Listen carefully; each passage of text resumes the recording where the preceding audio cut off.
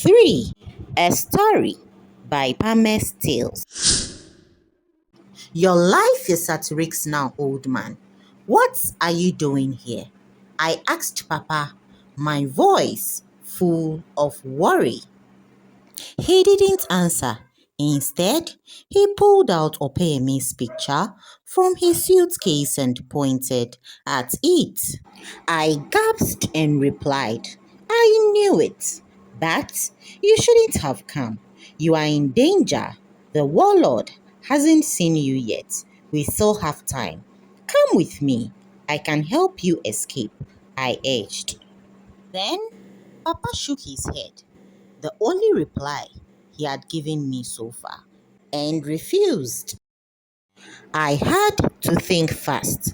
My heart pounded as I tried to figure out a way. Why was I doing this? Why was I risking everything to save Opeyemi and her grandfather from King Oba's ruthless grip? I didn't have an answer. I just knew I couldn't walk away. Early the next morning, I heard the king shouting at his executioner. Bring her to me, he screamed. Drag her by the hair, through the thorns and through my snake backyard. Then take her through my scariest dungeon. Treat her like she's nothing but trash and bring her to stand before my mighty presence. After about 7 minutes, I heard Opeyemi wailing in pain. I had never felt this much pain in the instances of the other brides, but Opeyemi's case was different, and I didn't understand why. Eventually, she was brought before the warlord. At this point, she was stinking, dirty, and weak. Nice meeting you, warlord of Insulezu, Opeyemi said with her last strength. I am not here to die, but to redeem you. The mighty warlord, who is scared of nothing but death. And that still makes you scared of something you know. She laughs out loud hysterically. If you really want to prove you are scared of nothing, prove that to death. It's calling. You have lived 400 years, killing innocent brides for your selfish insecurities. If you need anyone help you overcome death, then I am the one. Call me or pay me your beloved wife, advisor, and conqueror, and I'll reply, my king, my lord, the only man who loved and overshadowed death. The room was dead silent. Everyone marveled at Opeyemi's bravery and intelligence. And oh, King Oba, the merciless King Oba.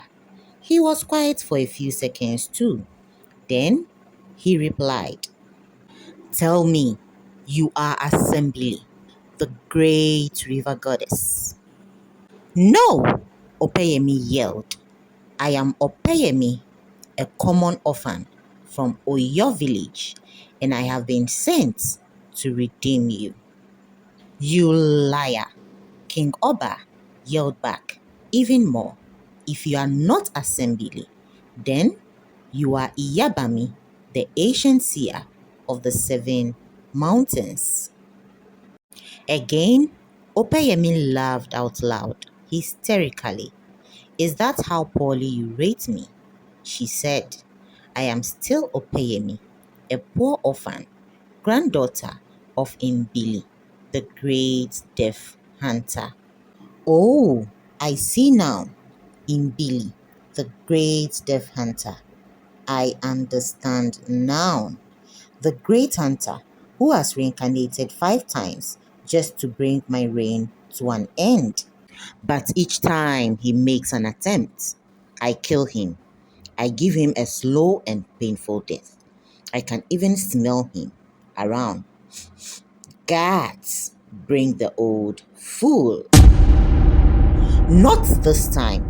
Not my granddaughter. For her sake, I'll end your reign in this generation. Opeyemi and myself heard Papa speak for the first time, and we were shocked to the bone. So you can speak, Papa. And how did you get here?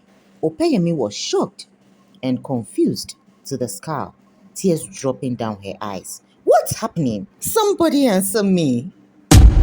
And for the first time, I kind of saw love, admiration, and pity in the eyes of the warlord.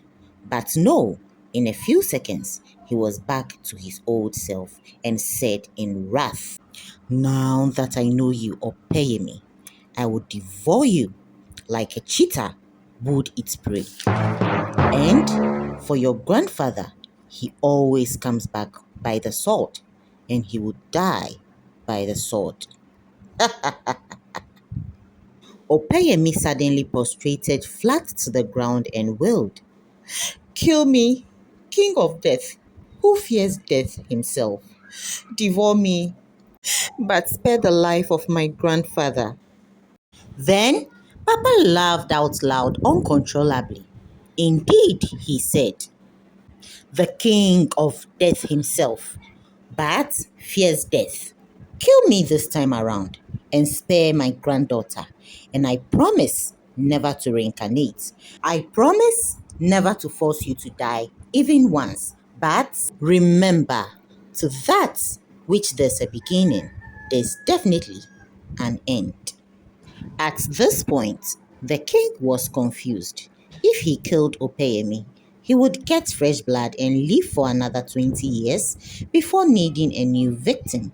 But if he let her go and choose to kill Papa instead, he would live for only 3 years because Papa's blood was too old. On the contrary, Papa was the real threat. He was the only one who kept coming back to stop the king's rule. He was the great hunter who saw the king's dark initiation in the forest of Ezeinko 400 years ago. Since then, he had sworn to end the king's reign. The king had killed him many times, but he reincarnates. He keeps coming back. And the king knew that one day, just one day, maybe Papa might truly defeat him. And that is his biggest fear. Papa simply knows too much to be taken for granted. And King Oba needs him dead, never to reincarnate. Now, the king is confused because Papa is proposing a deal. He offered up his own granddaughter, Opeyemi, and promised never to return if the king let her leave. The king now has only 3 days to decide and find a new victim if he chose to spare Opeyemi. But he had just one day to completely destroy Papa so he would never come back again. Now, King Oba was unsure. He needed advice before choosing who to kill. He had been tricked by the old hunter's sacrifice, and the clock was ticking.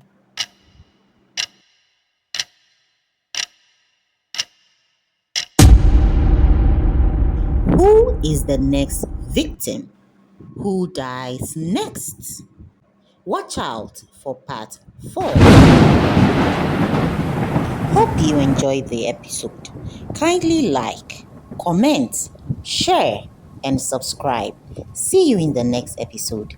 Bye.